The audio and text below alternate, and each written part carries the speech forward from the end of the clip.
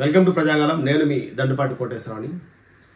గాజుల రామారంలో మనం ఒక వీడియో వేసాం, చాలా వేసాము. మొన్న ఈ మధ్యన వీడియో ఏంటంటే ఎంఆర్ఓ గారు ప్రత్యేకించి ఈ 329/1 కానీ వీటన్నిటి కూడా మా దగ్గర నుండి పర్మిషన్ లేవు, మీరు బిల్డింగ్ పర్మిషన్ కన్స్ట్రక్షన్ పర్మిషన్ ఇవ్వద్దు అని చెప్పి ఇవ్వడం జరిగింది. ఆ లెటర్ ఉన్నా సరే పర్మిషన్ పెట్టుకుంటే వాళ్ళ పర్మిషన్ డబ్బులు వాళ్ళకి 2 లక్షల రూపాయలు, 1 లక్ష రూపాయలు ఎంత ఇస్తే తప్ప పర్మిషన్ రాదు. ఒకవేళ ఇస్తే ఆటోమేటిక్గా బ్యాక్ డోర్ నుండి పర్మిషన్ రాదు. ఫస్ట్ ఇక్కడ క్యాన్సిల్ చేస్తారు, కొన్ని కోటాడును కట్టుకుంటారు. అసలు మాదేపూర్లో మొత్తం కడుతూనే ఉన్నారు.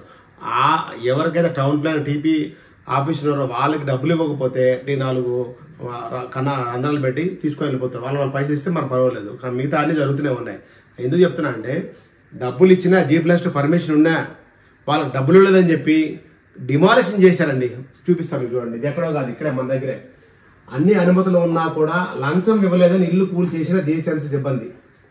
ఎంత దారుణం అంటే ఒక ఇల్లు కట్టుకోవాలంటే ఎంత కష్టపడతారు, ఎన్నో సంవత్సరాలు కష్టపడి అప్పులు తెచ్చుకొని లోన్లు తెచ్చుకొని పిల్లలు చదివించిన తర్వాత పిల్లలు ప్రయోజనాల టైంలోన మళ్ళీ పాప వాళ్ళకి గూడు ఇవ్వాలి అనే ఆలోచనతో తల్లిదండ్రులు బాధపడుతూ వస్తే వీళ్ళకి మరి ఎట్లంటే వీళ్ళ పిల్లలు అసలు ఎలా బతుకుతారు? హ్యాండిక్యాప్ ఉంటారా, లేకపోతే వీళ్ళ పిల్లలు అనారోగ్యంతో ఉంటారా, లేకపోతే వీళ్ళ తల్లిదండ్రులు వీళ్ళకి షుగర్లు అన్ని జబ్బులు వస్తాయా రావో అర్థం కాదు.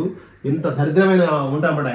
హయత్ నగర్ అన్మగల్లోని లక్ష్మీప్రియ కాలనీలో ప్లాట్ కొని G+2 కట్టుకోవడానికి అన్ని అనుమతులు తీసుకున్న ఉమామహేశ్వర్ రెడ్డి. ఆయన డబ్బులు ఇస్తేనే ఇల్లు కట్టుకొనిస్తానని వేధించిన ఎల్బీ నగర్ సర్కిల్ 3వ పట్టణ ప్రణాళిక శాఖ చైర్మన్ సతీష్ కుమార్.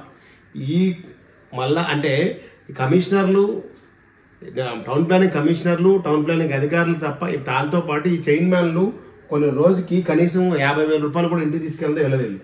సతీష్ కుమార్ తాను సామాన్య మధ్యతరగతి వ్యక్తినని, కొంత మొత్తంలో డబ్బులు ఇవ్వగలనని, ఇల్లు కట్టుకోవడానికి అడ్డుపడొద్దని వేడుకున్న ఉమామహేశ్వరి అడిగిన డబ్బులు ఇవ్వడం లేదని టెంపరీగా వేసుకున్న ఇల్లును తన మనుషులతో కలిసి కూల్ చేసిన సతీష్ కుమార్.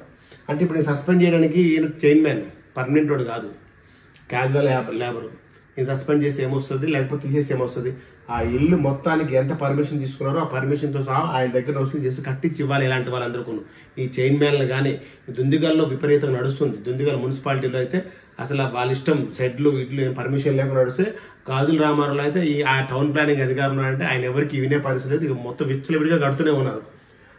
తన దగ్గర అన్ని ఆధారాలు ఉన్నాయని ప్రభుత్వం పెద్దలు, ప్రతిపక్ష నాయకులు తనకు న్యాయం చేయాలని వేడుకుంటున్న ఉమామహేశ్వర్ రెడ్డి.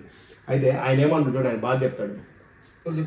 అదేవిధంగా గవర్నమెంట్ ముఖ్యమంత్రి గారు అందరూ చెప్తున్నారు, ఇటువంటి వ్యక్తుల్ని మీరు ప్రోత్సహిస్తే ఇల్లు మ్యాప్ ఎలాగ అయిపోయారు. ఇక్కడ లోకల్ యూట్యూబ్ ఛానల్ తో కలిసి ముందు ఫోన్ చేస్తారు, నలుగురు ఫోన్ చేస్తారు, ఇతను ఫోన్ చేస్తాడు, నీ మీద కంప్లైంట్ వస్తున్నాయి.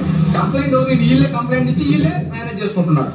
నేను అప్పటికీ పంపిస్తాను నాయన ఒత్తుకున్నా కూడా అంత కాదు, నాకు ఇంత అమౌంట్ కావాలంటే నేను చేసే పనికి, నేను కట్టుకునే దానికి షట్టల్ షెడ్ ఎందుకు చేసుకుంటాను, నా దగ్గర పర్మిషన్ G+2 ఉంది.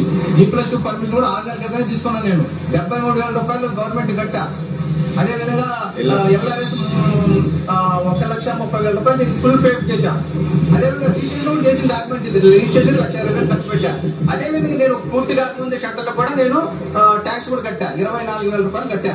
మరి ఇన్ని ట్యాక్స్ నేను గవర్నమెంట్ కట్టినప్పుడు గవర్నమెంట్ నుంచి నేను గవర్నమెంట్ దగ్గర ఎక్కడ నేను వాళ్ళకి మోసం చేస్తున్నాను? వాళ్ళకి కావాలని ఖర్చు పెట్టి నేను వాళ్ళు అడిగిన డబ్బులు ఇవ్వకపోవడం వల్ల ఇది దుర్మార్గానికి ఒడిగట్టిపోయారు. దీన్ని చూడండి ఒకసారి. మీరైనా దయచేసి ముఖ్యమంత్రి గారికి కూడా చెప్తున్నా, అదేవిధంగా ప్రతిపక్ష నాయకులు కేటీఆర్ గారికి, ట్విట్టర్లో ఎక్కువగా స్పందించే కేటీఆర్ గారికి, మిగతా ప్రతిపక్ష నాయకులు అందరికీ చెప్తున్నా, చేతులు చూపిస్తున్నా. ఇది చూడండి, ఒకసారి వచ్చి చూడండి. నేను చేసిన ఏదైనా అన్యాయం ఉంటే నా దగ్గర పేపర్స్ అన్ని ఉన్నాయి, అది చూడండి. తప్పు ఉంటే నన్నే శిక్షించండి, తప్పు లేకపోతే ఇది చేసిన వాళ్ళకి దగ్గర నా దగ్గర వస్తుంది, నాకు నష్టపరిహారం ఇప్పించండి. ఇంత ఘోరంగా సిటీలో, హైదరాబాద్ సిటీలో 34 సంవత్సరాలు నేను బతుకుతున్నా. ఎక్కడో నుంచి నేను వచ్చి నేను ఇక్కడ చదువుకొని హైదరాబాద్ నగరాన్ని నేను ముద్దాడుతున్నాను. రోజు నాకు 10 రూపాయలు హైదరాబాద్ లో దొరుకుతుంది. నేను ఎంతో జాగ్రత్తగా బతుకుతున్నాను. అంటే ఇంత ఘోరంగా చేస్తానంటే ఎవరైనా ఎక్కడన్నా నడిగొడుతున్నారా, హైదరాబాద్ నడిగొడుతున్నాను. నేను 5 నెలల క్రితం కొనుక్కొని అన్ని రకాల ట్యాక్స్లు, అన్ని రకాల లైసెన్సులు, అన్ని రకాల పర్మిషన్ తీసుకొని కూడా నేను కట్టినా కూడా ఇంత ఘోరంగా చేస్తున్నారు. దయచేసి ముఖ్యమంత్రి గారికి మీరు దీనికి ఎంక్వైరీ చేయండి. ఎవరికి తప్పు ఉందో చేయండి. తప్పు ఉంటే ఎవరికి తప్పు ఉందో వాళ్ళతో నాకు నష్టపరం అనిపించింది. నా దగ్గర ఇప్పుడు కట్టుకునే దానికి పరిస్థితి లేదు. నేను ఆల్రెడీ 35 లక్షలు లోన్ పెట్టి దీన్ని ప్లాట్కి కొనుక్కోకుండా మళ్ళీ మా ఆవిడ బంగారం కూడా పొదవ పెట్టి నేను దీన్ని స్టార్ట్ చేశా. ఇప్పుడు నా దగ్గర పరిస్థితి బాగాలేదు. మీరు దయచేసి దీన్ని చూడండి, ఇది నిజమా కాదా, ఎందుకు జరిగింది చుట్టుపక్కల కూడా అడగండి. నేను ఒక్కరికి చెప్పడం కాదు, ఈ నైబర్స్ ఎవరైనా అడగండి. నా పక్కన ఉండే వాళ్ళు, ఈ పక్కన ఉండే వాళ్ళు ఇక్కడ ఏంటంటే G+2 పర్మిషన్ ఉంటుంది. షెడ్ ఏదైతే షట్టర్లు వేసిన పర్మిషన్ కావాలి.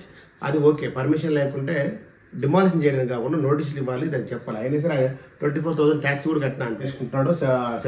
షట్టర్లు వేసుకుంటున్నాడు దానికి. ఇది పరిస్థితి. ఈ చైన్ మ్యాన్లు దుందిగాలనే కాదు, కొంపల్లి, దుందిగాలు, నిజాంపేట, ఇక్కడ గాజుల రామారాము, మొత్తం ఎక్కడ చూసినా సరే లక్షలు దోచుకుంటున్నారు. పట్టించుకునే నాదులు లేదు. కలెక్టర్ గారు పట్టించుకోరు. అక్కడ మనం ఏదైనా టౌన్ ప్లానింగ్ మీద కలెక్టర్ గారు కంప్లైంట్ ఇస్తే వాళ్ళు పిలుస్తారు. కుదలాపూర్ అంటారు. వాళ్ళు వచ్చిన తర్వాత సార్ చూస్తాం సార్, ఏంది ఇప్పటి వరకు 10 కంప్లైంట్లు ఇచ్చినాం, ఇప్పటి వరకు ఎవరు చూసేట్లే. ఒక యాప్ ఉంటుంది, GHMS యాప్. ఆ యాప్లో ఫోటో తీసుకొని ఈ బిల్డింగ్ అక్రమంగా కడుతుందని చెప్పి మనం యాప్లో పెట్టినా సరే అవి అసలు పట్టించుకోలేదు. ఒక 4 రోజుల మీ కంప్లైంట్ క్లియర్ అయిపోయిందండి అని ఫోన్ చేస్తారు. క్లియర్ కాదంటే మళ్ళీ ఇప్పటి వరకు కూడా దాని ముందు 3 సంవత్సరాల క్రితం కంప్లైంట్ అట్లే ఉన్నాయి. ఏమి చేయరు. ఇప్పటికైనా ఈ సిస్టమ్ మారకపోతే ఇది చాలా ఘోరమైన పరిస్థితి అయిపోతుంది. ఇంకా మన కొరకు మనం తప్పు చెప్పుకునే పరిస్థితి వస్తుంది. దయచేసి ఆలోచించారని మరోసారి కోరుకుంటూ నేను మీ దండపాటి కొట్టేసి అందరికీ నమస్కారం.